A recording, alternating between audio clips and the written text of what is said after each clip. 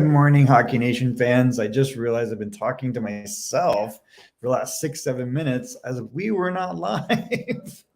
So I've already had a dress rehearsal of this. Thank you for joining. I'm sorry if this is late to you because I made a mistake.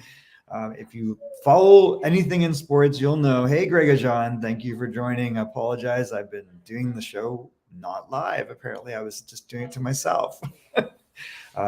Hey, big weekend for the Red Wings, big weekend for football fans.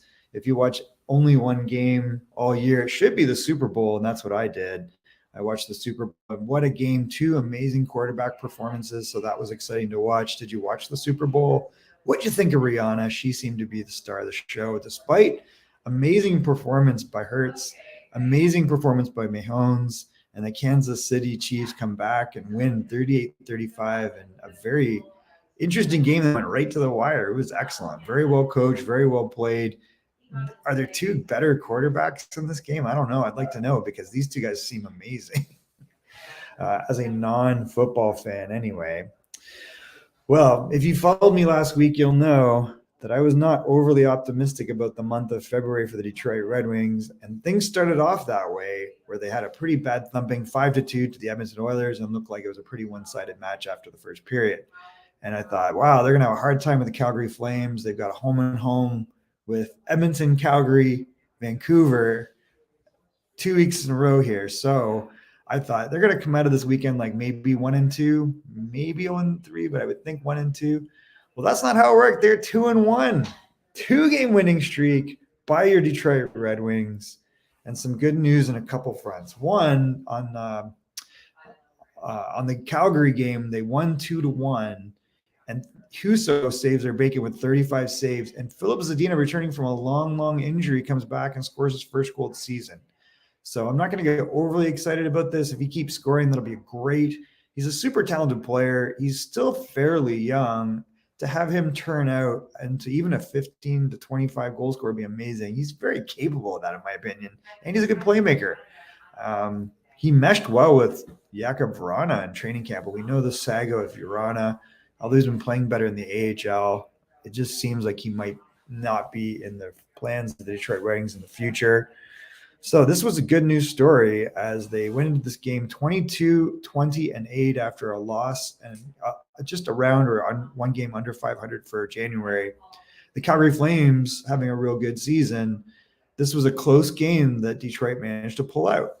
So good news if you're a Red Wings fan.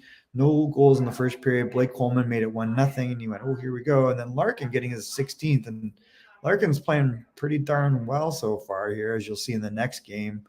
Sider also, Perron getting on the board, but man, he has been cold. For a guy that really helped power this team at the beginning of the year, Perron's been really cold. And then the game winner by Filip Zadina from Sundqvist and Hag makes it 2-1, and that is all she wrote. And then we had on the weekend the game against the Vancouver Canucks with their new coach, Rick Tocchet, and the Canucks having a really rough year, as we know.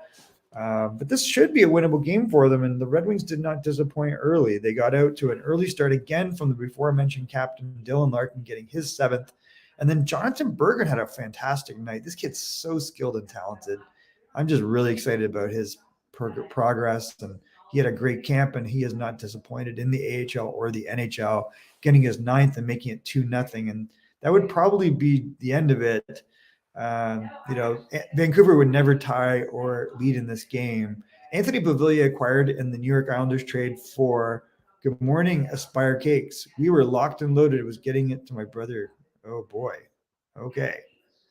What's up, Lucky? Thank you for joining. So Anthony Beauvillier getting his 11th. I think he has now scored Aspire Cakes. What's going on, my friend? Coach is not here. It's the other coach. Beauvillier acquired in the Bo Horvat trade. And I think Horvat's actually worked out much better, than I kind of would have guessed, like fixing that top line center position. I don't think he's a top line center, but he can win faceoffs against top line center. And it seems to have helped Matthew Barzal moving to the wing. Beauvillier, who didn't seem to be performing for the Islanders, I think he's got 2 goals already for Vancouver. So that's good news. They've got some tradable pieces here in Vancouver, and you got to think guys like JT Miller will be on the way out. Maybe Thatcher Demko. You're drunk. Oh, we don't need drunkenness. That's not good. It's very early here to be drunk.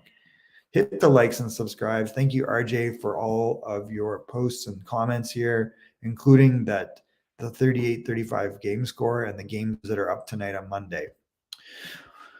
So then Dylan Larkin gets his 18th. So I think he's scored in the last 3 games since the All-Star break. I think Dylan Larkin realizes that he's very, very capable of playing with the top players in the game. So this is good news because, I was always questioning, like, is this really a number 1 center in the NHL? And man, he is not. He's played in a lot of ways, like maybe a little bit off of the top players in the league, but he's one of the fastest, and now he's harnessed that speed, and getting his 18th of the year is excellent. And Perron getting his 18th assist is good. We definitely want to see some more goals, but we'll take any points from Perron. Fabry's been good since he's come back. Filip Zadina getting his 8th, and that made it 4-1 at that point. And then it was 5-1 with an off-balance goal by Jonatan Berggren. He's just like, he's able to do this Mario Lemieux thing. If you ever watch Mario Lemieux, where he would stand along the goal line and score from there, and he doesn't need room in front of the net. He doesn't need to screen. He just has such beautiful hands. He can score at angles. And you saw this on this play where he was like doing a fadeaway, like in basketball, with the puck and turned, and he managed to shoot and score. It was really kind of neat. And so this is good news for if you're a Red Wings fan, because now he's got to sign the guy. I think the Bo Horvat contract sets the price. So if it's 8.5 to 9, you're pretty happy if that's what you get Dylan Larkin for. If Mika Zibanejad is making 8.5, it seems pretty logical to me that Dylan Larkin should be about 8.5. So worst case, you sign him for 9. He's not going to get more than that. And it seems to be worth it. He's like a point per game guy. He's played really well since the All-Star break, and hopefully just keeps getting better. 30th assist of the year for Larkin. So that puts him at 48 points on the season. That is real good news again. Elias Petersson gets a goal, also assisted by Beauvillier. So Beauvillier, I kind of thought, well, like, that's a lot to give up to get Bo Horvat. They signed Bo to long-term contract. Beauvillier, I think, will do real well in Vancouver. I think he'll get some more ice time. He's got good skill, and he's not like a young kid. He's got some experience now. He's had 2 deep playoff runs with the Islanders. So this might be a real good pickup in addition to all the other pieces of that trade. Elias Petersson having a great year despite everything else that's going on in Vancouver. But the team, the knock against them is a little soft. They're a lot soft. They don't block a lot of shots if you look at the numbers. So there's a rematch now, February 13th. That is tonight. Presume that Ville Husso goes again against Colin Delia. The one thing that the Canucks have an issue with is in net. They're going with Colin Delia. They're going with Spencer Martin. Martin did not fare well, so they're going to go back to Delia. This is, the second and third option on this team. Even though Thatcher Demko had a real bad start to the season, you wonder if he was hurt at the beginning, because now he's out for a while still. Will he be traded? Maybe. I like Thatcher Demko, and I think they would be much, much better with him no matter what. So now the Red Wings are 5-4-1 in their last 10, 3-6-1 for Vancouver. I guess the coaching change didn't do much with Rick Tocchet. They're going to continue to, they won't be in the playoffs. But I don't think the Red Wings. But kudos to the Red Wings. They won 2 games I didn't know they would win. I was saying they needed a split with Vancouver. They've got that. And now they got a split with Calgary. So they have a chance where maybe they can pull out a win against Edmonton. Look what Montreal did last night. Montreal pulled out a win against them. Was it 5-2 with Stuart Skinner in net? That's 2 wins in a row for the Canadians too. And Edmonton's a real tough team. I mean, I was pretty impressed with Montreal fans. Congratulations on that. That's a nice little bonus, but hopefully you don't get too good. You want to stay in that Connor Bedard sweepstakes. So this is the game we have tonight, a rematch, this time in Vancouver as Detroit goes on a Western road swing. They will then again play Edmonton and Calgary. So a rematch of that. Pettersson, 8 points his last 5 games. Moritz Seider continues to lead the way. So since being separated from Ben Sherratt, this has not only been a good defensive story for Mo Seider, it's been a good offensive story. He is the leading scorer of the last 5 games. And if you look at the last, 5 games for the last 5 games, he's been the leading scorer. So he just keeps racking up points. This is good. And this is what we saw last year. I mean, he's an elite defenseman, but obviously the Sherratt thing was not good.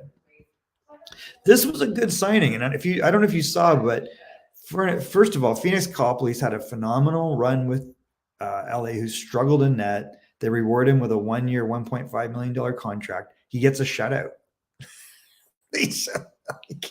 I think they won 5 or 6-0, right? So he gets like a shutout. Let's just take a quick look to confirm.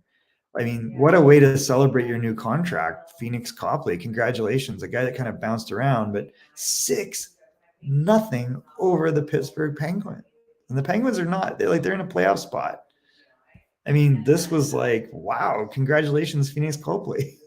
I mean, if that's the type of goaltending you're going to get from this guy, that is a cheap deal. They know they're paying a ton of money to Cal Peterson. They're paying a ton of money. Well, they're still paying him, 5.8 or something to Jonathan Quick, and I think it's $4 million to Cal Peterson to play in the AHL. And Jonathan Quick is done after this season, so they don't really have an option in goal. You got to think they're going to make a move. If they could get a Thatcher Demko Vancouver, and they're already a playoff team, like that's the type of guy, or a John Gibson that would make a big, big difference in LA. But for now, it's Phoenix Copley who's making a case for himself as being just slightly average goaltending versus below average, and it works out for a very good LA teams. Let's go Wings. Aspire agreed. They've got a good little run here. So Ville Husso, 19-12-5 on the season, 903 save percentage. We'd like to see that number creep up. The before mentioned Thatcher Demko, Spencer Martin, neither of those guys will probably start tonight. It'll probably Colin Delia, probably be him. And you got to think, like, if they go with Husso against Delia, you got a real good chance here, Detroit, even though you're away, to get some more points here. So if you look at this eastern side, Carolina, New Jersey, New York Rangers, no surprise there. I thought New Jersey would fall off, but they're 7-1-2 in their last 10. 8-1-1 for Carolina and 7-2-1 for the Rangers. And the Rangers got Tarasenko, so that's going to be interesting. Boston continues to crush it, still less than 10 losses on the year. I mean, wow. 6-3-1 their last 10. They did lose one, so they're not superhuman. Toronto keeps racking it up, so that's good news if you're a Toronto fan. And Tampa's real good. Win two more wins in a row. This team has got to be taken seriously, especially heading into the playoffs whenever that happens. Although we're like 3/4 of the way through the season. Washington, Pittsburgh, Islanders have been playing better, so that's interesting. Overtime point, but 4-4-2 in their last 10. They're going to need to do a little bit more than that. But now they got Bo Horvat. Horvat is working out. He got his 34th goal of the season the other night. Buffalo again. Now they're very much a roller coaster team, very inconsistent. So now they're out of playoff contention again in 5th spot, and Detroit's just creeping up behind them. Like there's only 2 points that separate Buffalo. So as excited as we are about Buffalo this year with Tage Thompson and Dylan Cousins and Rasmus Dahlin and Owen Power playing real well, Detroit's only 2 points behind them. So what do we know? I mean, Florida both these teams have 4 games in hand on Florida and 5 games on the Islanders. So even if you look at that, man, they could be up in 3rd or 4th very shortly. Kind of interesting. Like, this is not out of the realm of possibility here. So as pessimistic as I was, this is looking pretty good. All right, so they've already got a split with Calgary. They've already got a split with Vancouver. You would like to see them come in, get a win tonight against Vancouver, and then get a win either against Calgary again or Edmonton. Seattle's been off their game lately, so maybe it's good timing they face them. But, let's play one game at a time. Tonight, 10 p.m. Eastern, 7 p.m. Pacific, Detroit at the Vancouver Canucks, and then they have games in Edmonton and Calgary and Seattle and Washington. So they got 1, 2, 3, 4, 5 games in a row on the road.